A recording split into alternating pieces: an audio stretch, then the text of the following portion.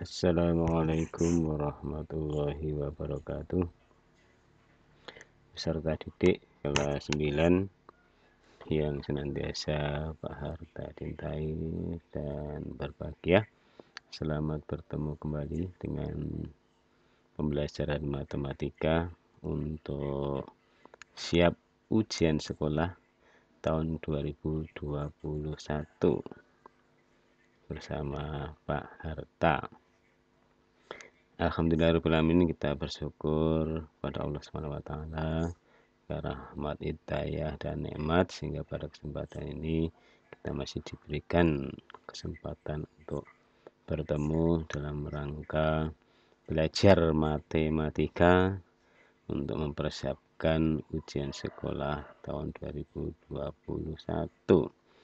Baik anak-anak, untuk kali ini akan kita lakukan pembahasan contoh soal ujian sekolah lanjutan, yaitu yang nomor 11 sampai nomor 15.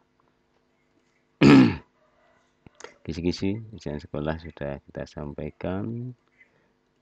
Ini kita ulang lagi, bisa Anda perhatikan di situ. Ya, secara cepat, ini nomor 1, contoh soal nomor 1 sudah kita bahas sampai nomor 10. Baik, nah ini sekarang kita lihatkan dengan pembahasan yang nomor 11 sampai nomor 15. Untuk itu anak-anak silahkan perhatikan baik-baik.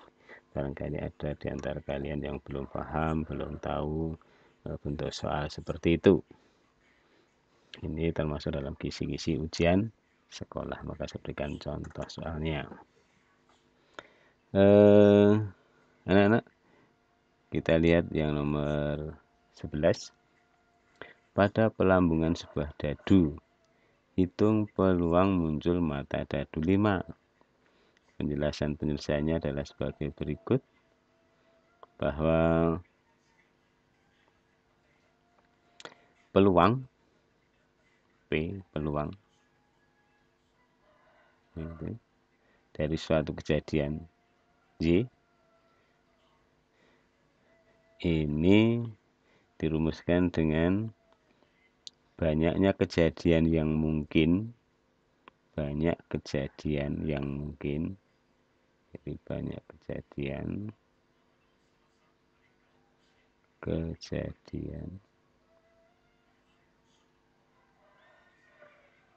yang mungkin dibagi dengan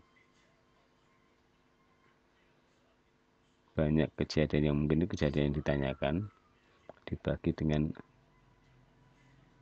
banyaknya anggota ruang sampel.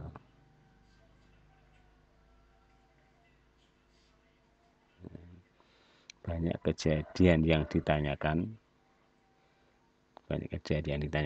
dibagi dengan ruang sampel, di mana ruang sampel itu adalah semua himpunan dari semua kejadian-kejadian yang mungkin dalam suatu kejadian. Kalau pelambungan sebuah dadu, maka yang mungkin muncul itu kan bisa muncul angka 1, bisa muncul angka 2, bisa muncul angka 3, bisa muncul angka 4, bisa muncul angka 5, bisa muncul angka 6. Jadi ada 6 kejadian yang mungkin. Nah, 6 kejadian itu semuanya disebut dengan ruang sampel. Ya kan begitu. Nah, kalau yang ditanyakan adalah peluang muncul mata dadu 5. Dalam mata dadu itu, yang mata dadu 5 ada berapa? Ada 1. Nah, ini namanya banyak kejadian yang ditanyakan. Jadi yang pembilangnya. Banyak kejadian yang ditanyakan adalah munculnya angka 5. Munculnya angka 5 ada 1. Jadi 1 per. Nah, ruang sampelnya tadi bisa 1, 2, 3, 4, 5, 6. Ada 6, jadi 1 per 6. Begitu? Bisa dipahami? Ini jawaban nomor 1 adalah ini. Peluang munculnya mata dadu 5 adalah 1 per 6. Kalau ditanyakan peluang muncul mata dadu genap, ya yang genap ada berapa? Ini yang ditanyakan pembilangnya. Yang genap itu 2, 4, 6. Oh, ada 3, berarti 3/6. Kalau ditanyakan muncul mata dadu lebih dari 3. Dari 3. Yang lebih dari 3 itu adalah 4, 5, 6, juga 3/6 dan seterusnya begitu. Jadi ini pertanyaan sangat penting dipahami dan ruang sampel dari suatu kejadian. Baik, demikian untuk pembahasan nomor 11. Berikutnya, pembahasan nomor 12. Pada kelas terdapat 32 siswa. Ini rata-rata nilai ulangan matematika siswa putrinya 85. Dan nilai yang rata-rata yang laki-laki 78. Jika siswa putrinya ada 20, maka nilai rata-rata untuk ulangan matematika kelas itu. Jadi ini adalah nilai rata-rata gabungan. Di mana nilai rata-rata kalau kita misalkan dengan X, ini adalah jumlah seluruh nilai, seluruh nilai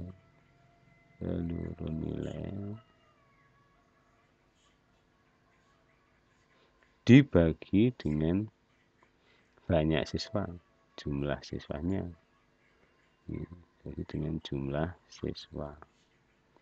Dan begitu, ini sigma itu jumlah. Nah, seluruh nilainya jumlahnya berapa? Ini yang kamu cari. Nah, untuk yang jumlah nilai siswa yang putri itu berarti ada 85. Itu nilai rata-ratanya dikalikan dengan jumlah nilai putrinya berapa? Yang putri ada 20. Jadi dikalikan 20. Berapa ini? 1.700. Ya. Kemudian jumlah nilai yang putra. Yang putra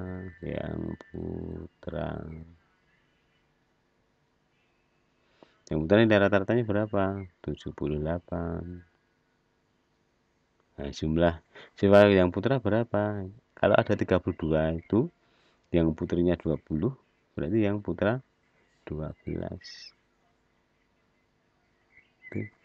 78 kali 12 berapa? 78 kali 12 16 mai 1 14 dengan 1 15 ini 8 ini 7 6 13 8 dengan 1 9 dan ini 9 3 6 ya dijumlahkan aja. Nah, ini 6 0 dengan ini 3 7 dengan 6 1 1 dengan 2 2636 itu jumlah seluruh nilainya, sehingga ini nanti jawabannya berarti 2636 dibagi dengan 32. 2636 dibagi 32.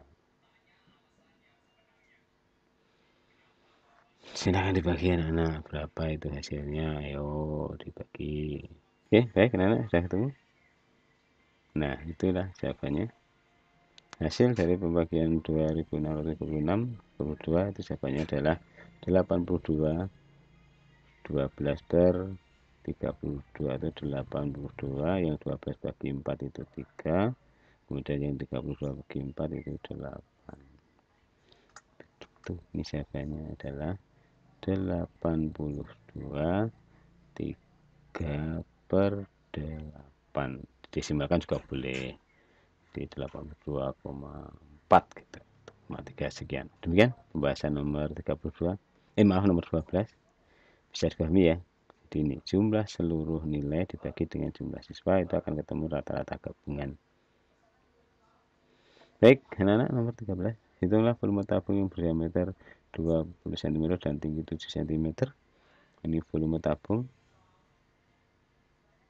Itu rumusnya adalah pi r kuadrat t. Luasan sekali tinggi, sehingga ini tinggal 22/7 kalikan diameternya 20, berarti jari-jarinya 10. Ini diameter, anak-anak perhatikan jangan sampai keliru.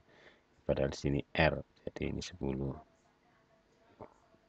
2 kali 7 pi R kuadrat T. Ini rumus menurut aku, ini tinggal kamu sederhanakan dah. Ini dengan ini sehingga 10 pangkat 100 kali 22 2200 cm kubik. Jangan sampai lupa, ini jawabannya nomor 13. Kemudian nomor 14, perhatikan di sini kesebangunan anak-anak. Ini ada segitiga, dua segitiga, ini segitiga yang kecil dan di sini segitiga yang besar. Maka kita berlaku perbandingan sisi-sisi yang bersesuaian. Tolong perhatikan bahwa sisi ini itu bersesuaian dengan ini. Tuh, ini segitiga yang kecil, ini sisi segitiga yang besar. Dan sisi yang ini bersesuaian dengan sisi yang di sini. Jangan sampai keliru, sehingga ini terdapat perbandingan 6 dibagi 6 per plus 3, sisinya itu sama dengan 2 per Y. Tuh, sehingga ini 6 per 9 sama dengan 2 per Y. Kali silang, masih ingat tuh? Kali silang. Penyebut kali pembilang, pembilang kali penyebut. Ini menjadi 6Y, ini kali ini 6Y sama dengan 9 kali 2 18, sehingga Y dengan dapat kita itu 18 per 6, atau Y nya ketemu berapa? 3. Ini jawabannya, ini 3. Baik, mudah-mudahan jelas, jangan sampai keliru ya perbandingannya. Harus sisi dibandingkan dengan sisi yang kecil dibandingkan sisi yang besar. Sisi dengan sisi itu namanya perbandingan sisi yang bersesuaian. Baik, berikutnya nomor 15, gradien. Wah, ini gradien. Gradien adalah komponen Y dibagi komponen X. Gradien itu simbolnya M. Ini rumusnya komponen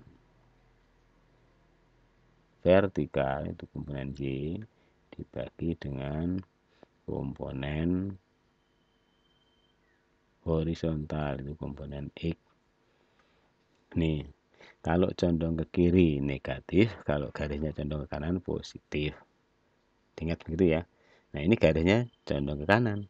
Ini ke kanan namanya, kalau kiri itu yang ke sana. Jadi kalau ke sana ke kiri. Ya, ini ke kanan berarti nanti positif. Ini harus positif. Garis kah? Karena itu bagaimana mencari komponennya? Nah, ini dari garis ini kamu cari titik pojok dari persegi-persegi pada bidang koordinat. Cari, oh ini pas pojoknya, terus dibentuk segitiga siku-siku. Bentuklah segitiga siku-siku, ini lurus ke atas, dari sini lurus ke sana. Nah, ini kan siku-siku. Nah, ini segitiga siku-siku ini. Nah, ini namanya komponen Y, ini ke sana namanya komponen X. Itu di sini sampai sini itu namanya X-nya. Kemudian yang di sini, ini di pojok ini sampai sini itu komponen Y-nya.